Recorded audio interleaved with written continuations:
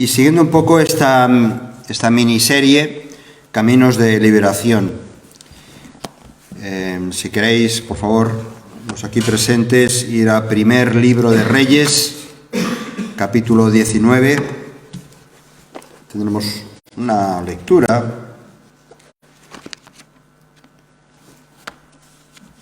Pero antes de la lectura, vamos a orar un poquito, pidiéndole al Señor su dirección. Señor, te agradecemos que podamos estar aquí juntos y alrededor de tu palabra. Pero sobre todo, Señor, por el hecho precioso de que tú estás presente en nuestras vidas.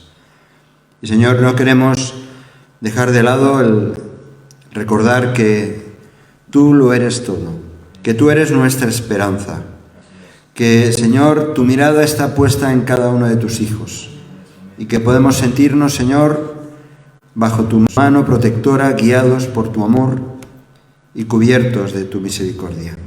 Y por eso, Señor, te pedimos que en estos momentos tu Espíritu nos reconforte nuestra alma, que también nos guíe y que podamos aprender algo nuevo de esta tremenda faceta que es vivir en ti.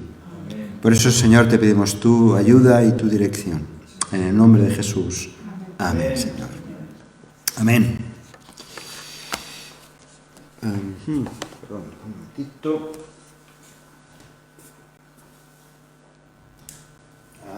Mucho mejor. Bien, nadie, ningún siervo de Dios, ningún creyente está exento de caer más tarde o más temprano en un estado de ánimo o de depresión espiritual. Y de esto estamos hablando estos días. Vamos a tener primero esta lectura en primer libro de Reyes y voy a pedir a los presentes si podéis ayudarme. Vamos a leer desde el capítulo 19 del versículo 1 al 18.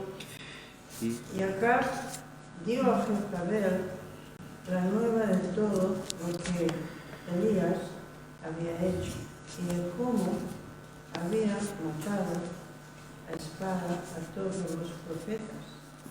Entonces envió Jezabel a Elías un mensajero diciendo: así me hagan los dioses y aún me añadan, si mañana a estas horas yo no he puesto tu persona como la de uno de ellos.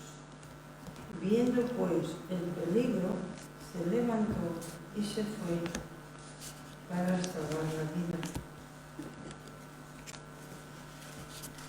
Y vino a Berseba, que está en Judá, y dejó allí a su criado.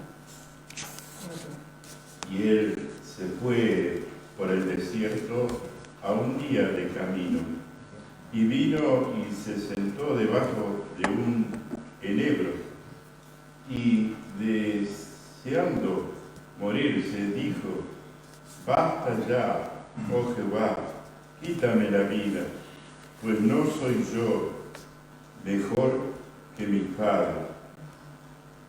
Y echándose debajo del enebro, se quedó dormido. Y aquí, luego, un ángel le tocó y le dijo: levántate, come.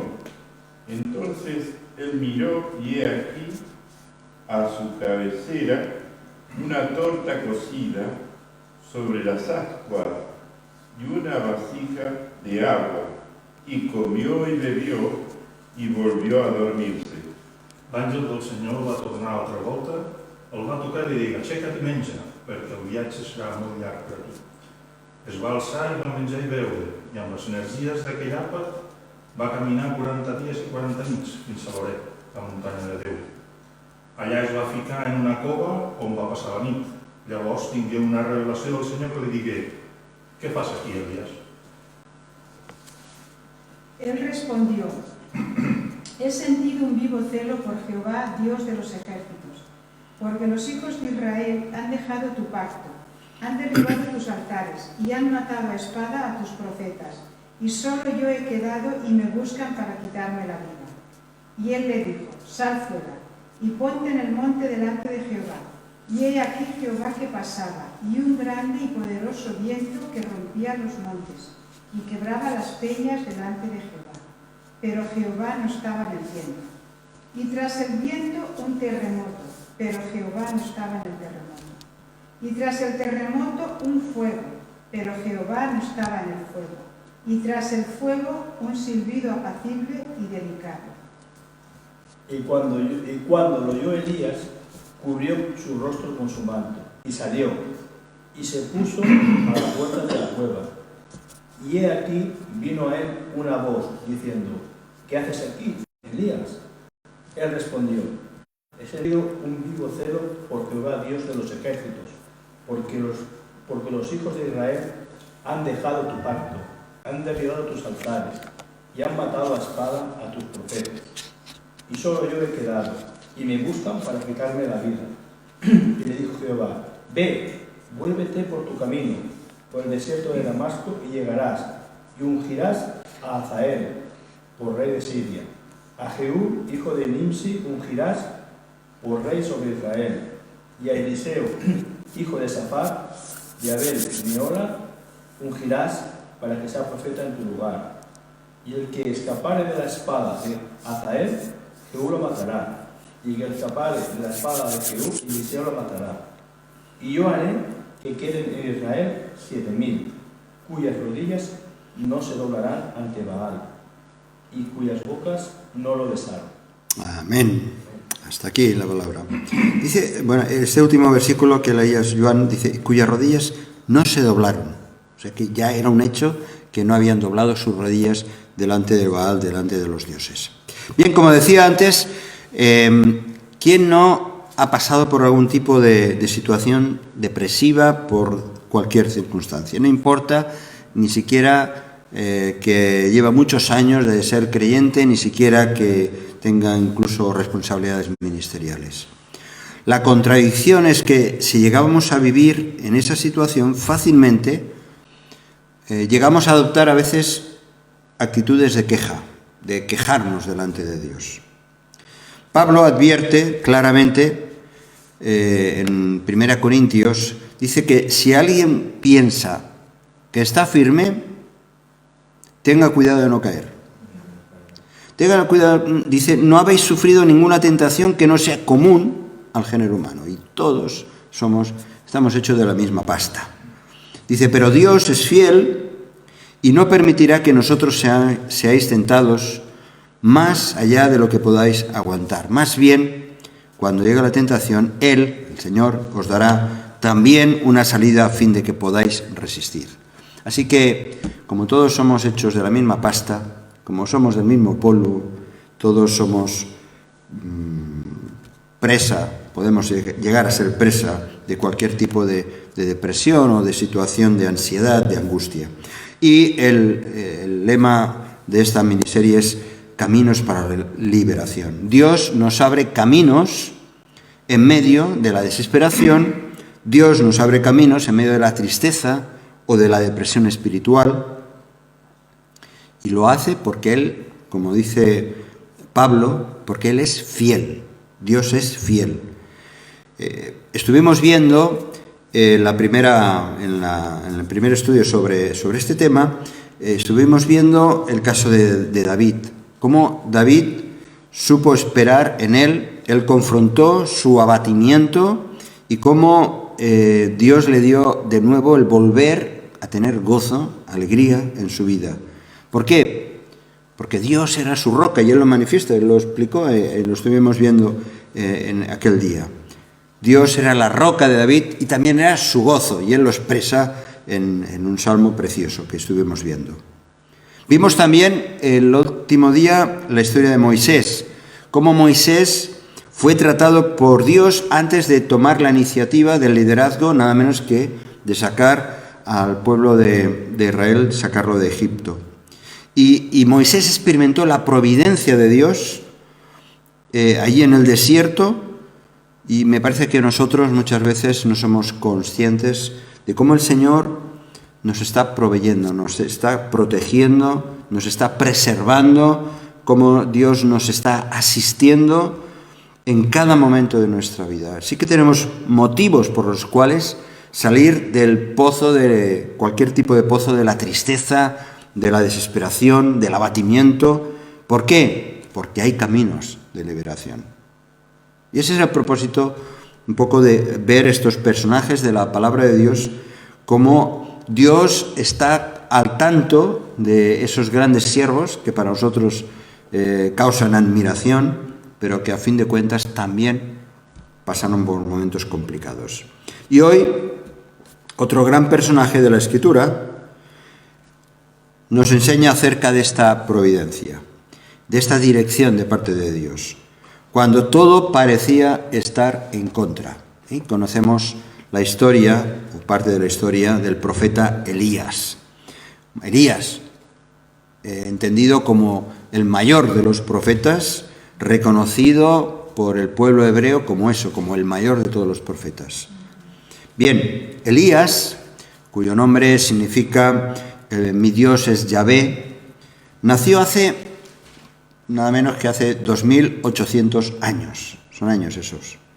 Si 60, 70 o 80 años son años, 2800 años atrás nació Elías en una región, en la región de Galat.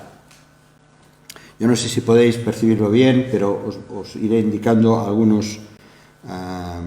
algunas de los nombres que han salido aquí, de los movimientos que hizo Elías. Pero Elías nació en esta zona de aquí,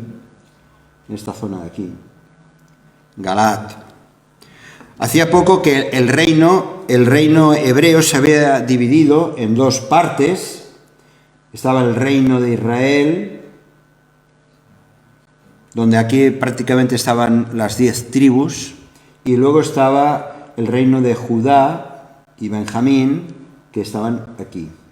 Así que la historia, sabemos leyendo Primero de Reyes y Segundo de Reyes y Crónicas, nos va describiendo lo que va ocurriendo en este reino dividido, que luego con las invasiones primero fueron exiliados el reino de Israel y finalmente el reino de Judá, cayendo Jerusalén. Pero eso es otra historia. Bien, el pueblo hebreo comenzaba a apartarse del verdadero Dios, de la fe en el Dios único, y empezaba a seguir a dioses paganos. Hace unos días veíamos el caso de la diosa Asera, ¿os acordáis? Pero igual que Asera, Baal y otros dioses, el pueblo de Dios, el pueblo hebreo, iba tras esos dioses. Así que el ministerio de Elías fue un ministerio poderoso, lleno de pasión, lleno de convicción, y hemos leído cómo él trató de convencer al rey Acab a que rechazara a los ídolos y regresar al Dios. Es decir, que Acab, el rey de Israel, que en esos tiempos gobernaba, se convirtiera al Dios verdadero. Pero Acab no lo escuchó. Así que como consecuencia de eso, predijo el profeta que durante 3 años en Israel no llovería y ni siquiera habría rocío.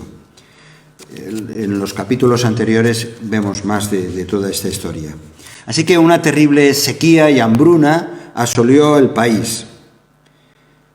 Por cierto, Elías también sufrió estas consecuencias. O sea, no es que fue metido en una cápsula y él dejó de padecer y el resto del pueblo padecía. No, él también sufrió, como muy bien lo ilustra la historia de la viuda de Sarepta, eso es en el capítulo 17, vemos que Elías también sufrió las consecuencias de esta hambruna. Y eso nos habla, una vez más, de que los hijos de Dios no estamos exentos de los mismos problemas que tienen el resto del mundo. Pensamos muchas veces, bueno, es que ¿cómo es posible que un hijo de Dios sufra esta enfermedad o tenga tantas carencias, incluso tenga que pasar hambre? ¿Cómo es posible, no? Pues sí, los hijos de Dios también estamos o podemos padecer cualquier tipo de estas circunstancias como el resto del mundo, donde hay injusticia, donde hay violencia, donde hay hipocresía, y eso causa estragos y nosotros también somos víctimas de eso. Bien, después de 3 años y medio de esta sequía, Elías reunió en el Monte Carmelo, ahora aquí os señalo dónde está el Monte Carmelo, aquí arriba, podéis ver los que estáis aquí presentes, por lo menos la lucecita así, ¿no? Sí. Por aquí arriba está el Monte Carmelo. Lo quiero señalar para que veáis los movimientos que Elías tuvo que hacer, o quiso hacer también, y allí reunió en el Monte Carmelo, conocemos también la historia, como reunió al rey Acab y a todos los sacerdotes, los profetas de los dioses, esto aparece en el capítulo anterior, en el capítulo 18, les retó a demostrar su poder, y como era evidente, esos sacerdotes y esos profetas fracasaron porque no eran más que eso, ídolos, que no, para nada existía ningún otro poder más que el de Dios. Retar. Esta es la idea de Elías. Elías retó al paganismo, retó a aquellos que estaban adorando a cualquier cosa, cosas naturales, físicas, en cambio estaban negando a Dios. Y esto es también para nosotros un llamado. Tengamos la valentía de retar a esta generación con toda la humildad, pero con toda la contundencia, con toda la misericordia, pero diciendo la verdad de que las personas, no importa la situación, no importa el Estado, lo que diga, las leyes, no importa el dinero, no importa incluso las capacidades o las falsas religiones que hay alrededor nuestro, a nosotros nos toca retar a las gentes a que conozcan al Dios verdadero. El poder de Dios se manifestó de manera espectacular ahí en el Monte Carmelo, todo eso está narrado en el capítulo 18, pero fijaos, explico esto como antecedente de lo que iba a ocurrir después, que es lo que estamos leyendo en el capítulo 19. Como consecuencia de eso, el pueblo reaccionó ante el engaño de los sacerdotes y leemos en el capítulo 18 que mataron a los falsos profetas y sacerdotes. Pero aquí podríamos decir, ahora Elías ya puedes estarte tranquilo, contento, y en cambio llegaron las horas bajas. Una vez más, la Biblia nos muestra la humanidad de los protagonistas. Por eso a mí me encanta tanto la Biblia, porque no intenta presentar aquí a superhéroes, sino hombres y mujeres de carne y hueso, la realidad del ser humano. La Biblia no solo no esconde las miserias y incertidumbres de los grandes y pequeños personajes, sino que pone en evidencia la intervención de Dios en sus vidas. Cómo Dios interviene en esos momentos duros, difíciles para sus siervos, y cómo Dios interviene y no solamente lo refleja, sino que está pendiente de ellos. Eso nos muestra que Dios tiene, a fin de cuentas, caminos de liberación, de sanidad, de restauración. Después de los hechos ocurridos en el Monte Carmelo, que hemos visto antes, hemos leído que Jezabel, esta mujer cananea la mujer cananea del rey Acab, inició realmente una campaña contra Elías. Y su deseo era matarlo. Se había liquidado a los profetas y ahora ella quería cargarse a Elías. ¿Qué ocurre? De nuevo, como ocurrió con Moisés, vemos al siervo de Dios huyendo al desierto. Se asustó. Versículo 3. Dice en el capítulo 19: viendo pues el peligro, se levantó y se fue para salvar su vida. Hombre, llama un poco la atención, ¿no? Alguien que ha estado tan valiente, retando ahí a los profetas, ahora de pronto teme por su vida. y sale huyendo. A diferencia de Moisés, quien no tenía conciencia de su llamado, Moisés, hasta que no aparece la zarza ya en el monte, él no era consciente de que iba a ser llamado para una labor tan trascendente. A diferencia de Moisés, Elías sí que tenía un llamado, era un profeta, era el profeta de Dios, había visto obrar el poder de Dios. ¿Pero qué hace? ¿Qué hace? Que él dice que va a Beerseba, se va a Beerseba, y de Beerseba, dice, vino a Beerseba, que está en Judea, y dejó allí a su criado. Se va a Beerseba. ¿Vale? Ya ha bajado. Aquí en este mapa no se puede ver demasiado bien, pero antes, digamos que por aquí arriba estaba el Monte Carmelo, baja a Beerseba. Luego le veremos bajar nada menos que hasta aquí abajo, hasta el Monte Horeb, el Monte de Dios. Después de este éxito ministerial, sufre una profunda depresión, Elías, y sin embargo huye. Dios dice que marchó al Monte Horeb, al otro extremo. ¿Lo reconocéis esto, más o menos? Aquí está Egipto, aquí arriba Israel, y arriba estaba, Judá y Israel, y de ahí baja hasta aquí abajo, donde está el monte Sinaí y el Monte Horeb, o Monte Horeb, Sinaí, ¿no? Un lugar agreste, las imágenes que siempre tenemos de este lugar son montañas, no son montañas frondosas ni boscosas, un lugar desértico. Y él huyó. Es que muchas veces la huida es el camino más corto para la frustración y la depresión.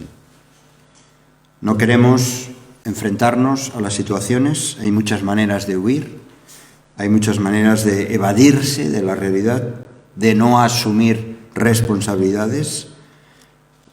La mejor manera de hacerlo es pasarse horas y horas viendo la tele, por ejemplo, o internet.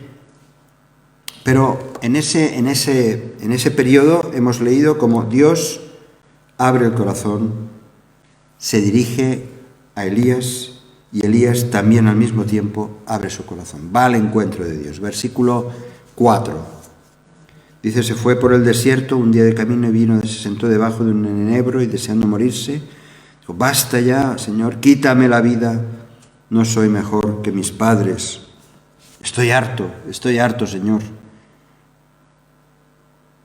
Quiero morir, no soy mejor que mis antepasados.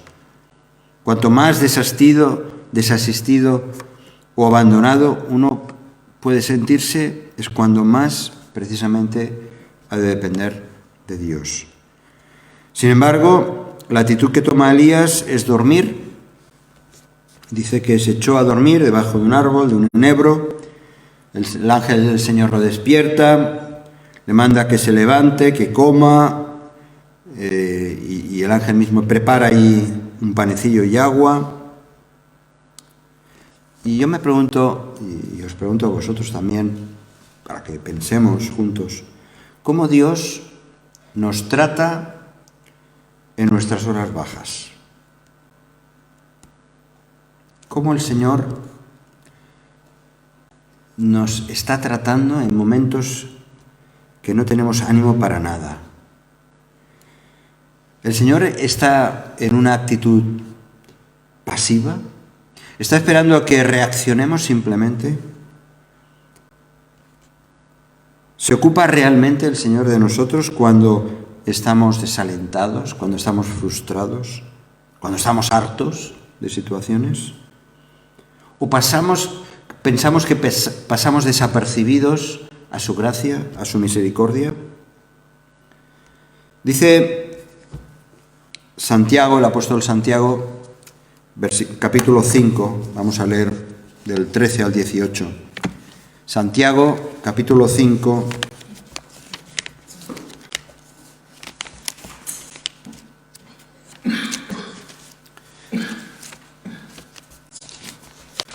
Santiago capítulo 5.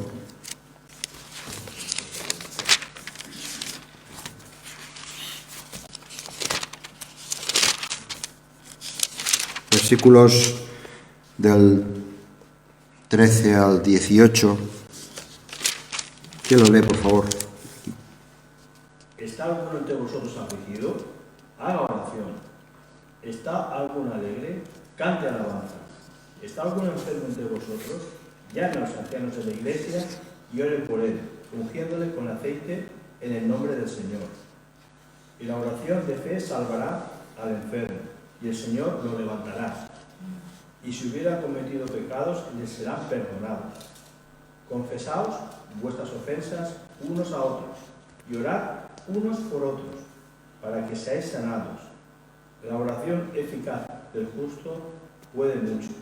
Elías era hombre sujeto a pasiones semejantes a las nuestras, y oró fervientemente para que no lloviese. Y no llovió sobre la tierra por 3 años y 6 meses.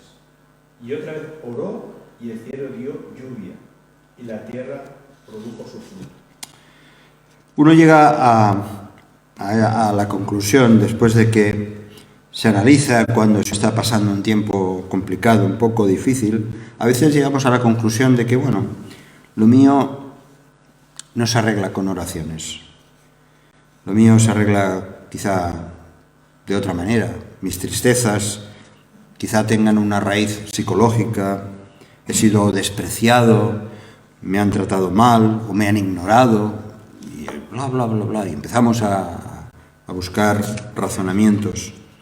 Y Santiago lo único que está diciendo aquí, dice que si alguno de vosotros está afligido, ¿qué tiene que hacer? Orar. Que ore.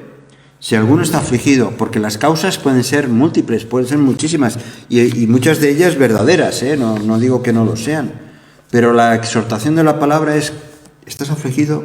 Ora. ¿Estás deprimido? Ora. ¿Te sientes mal? ¿Te sientes con ansiedad? Ora. ¿Estás enfermo? Ora. Y no solamente tú, sino que en comunidad participemos de la oración. Y además está diciendo, si hay algún pecado que está estorbando en esa comunidad o en tu propia vida, ora. Es la gran exhortación. Las relaciones son restauradas. Muchas enfermedades del alma y del espíritu son sanadas por medio de la oración. Dice, porque, decía el versículo 16 que ha leído Joan, porque la oración del justo, ¿cómo es?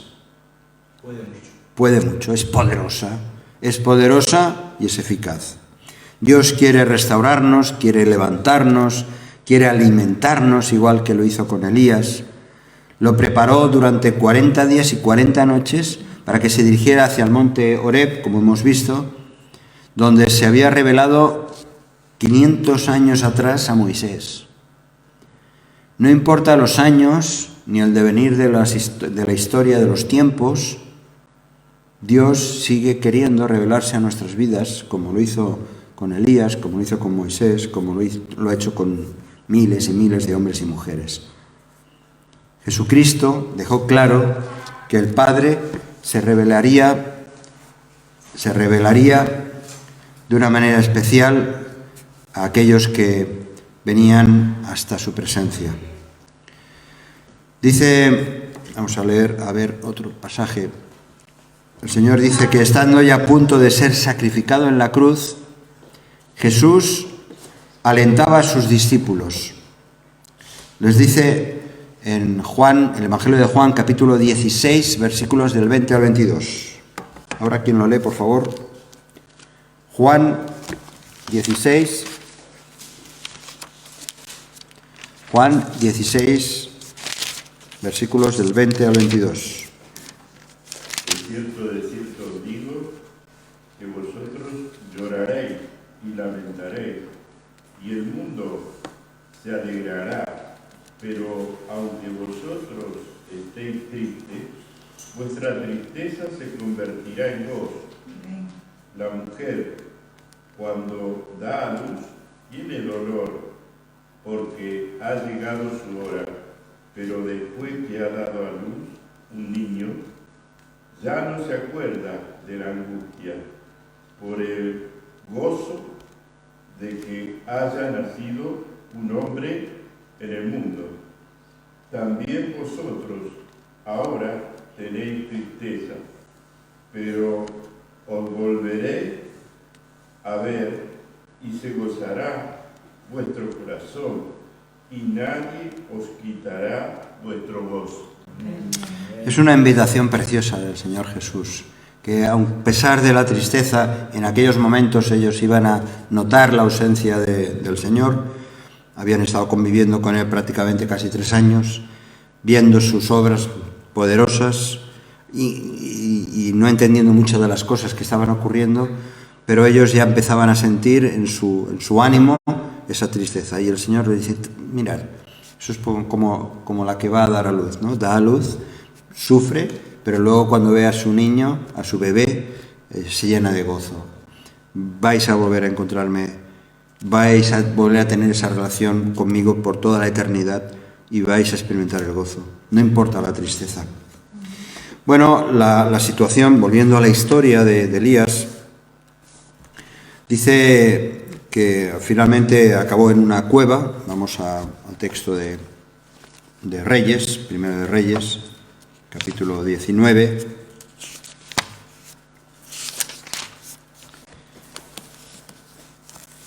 Huye a Oreb, allí dice versículo 9, se metió en una cueva, pasó la noche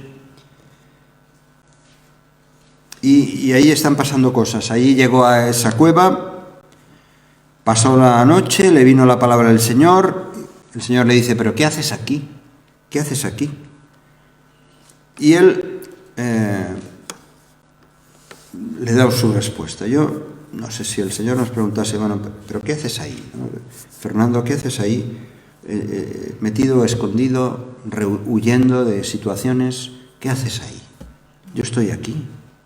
Yo soy el Dios Todopoderoso. Elías responde de una manera muy vivida, ¿no? Muy sincera. He sentido un vivo celo por Jehová, Dios de los ejércitos. He sentido un vivo celo. Dice, es como la idea esa de me consume ese amor por ti, Señor Dios. Y Elías establece y quiere dejar claro cuál es su relación con el Dios. Es una relación de amor, pero es una relación apasionada.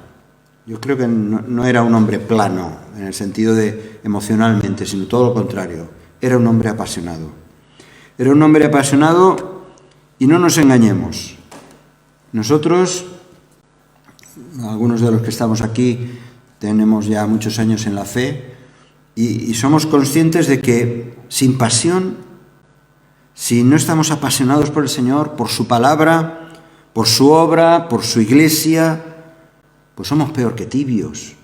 La pasión ha hecho que cristianos a través de la historia cruzaran continentes llevando las buenas noticias en muchos rincones del mundo.